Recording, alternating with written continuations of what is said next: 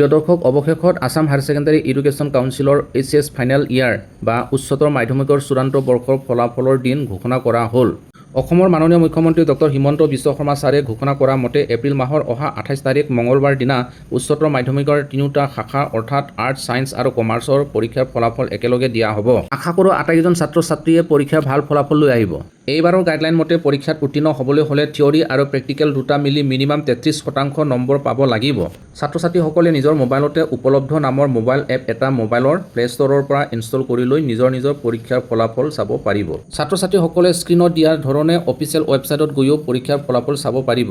Official ৱেবছাইটকেইটা হৈছে digilocker.gov.in, ahsec.assam.gov.in, resultassam.nic.in, results.ahsec.registration.in। Official ৱেবছাইটৰ যিকোনো এটা ৱেবছাইটত গৈ ৰিজাল্টত ক্লিক কৰিব লাগিব।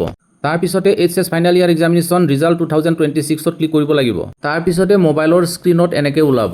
ইয়াত দিয়া মতে ৰুলৰ কলমৰ ভিতৰত এডমিট কাৰ্ডখনত থকা ৰুল লিখি, নাম্বাৰৰ ঠাইত এডমিট কাৰ্ডখনত থকা নাম্বাৰ লিখি, ৰেজিষ্ট্ৰেশ্যন নাম্বাৰৰ ঠাইত ৰেজিষ্ট্ৰেশ্যন নাম্বাৰটো লিখি ফাইনেল ৰিজাল্টটো ক্লিক কৰিলে মাৰ্কশ্বিটখন দেখুৱাব। আৰু মাৰ্কশ্বিটখন প্ৰয়োজন অনুসৰি ডাউনলোড কৰি ল'ব পৰা যায়। গতিকে ভিডিঅ'টো চবে গম পোৱাকৈ যিমান পাৰে শ্বেয়াৰ কৰি দিব। আৰু ভিডিঅ'টো চাই ভাল লাগিলে লাইক, কমেণ্ট আৰু ছাবস্ক্ৰাইব কৰিবলৈ নাপাহৰিব। Thank U.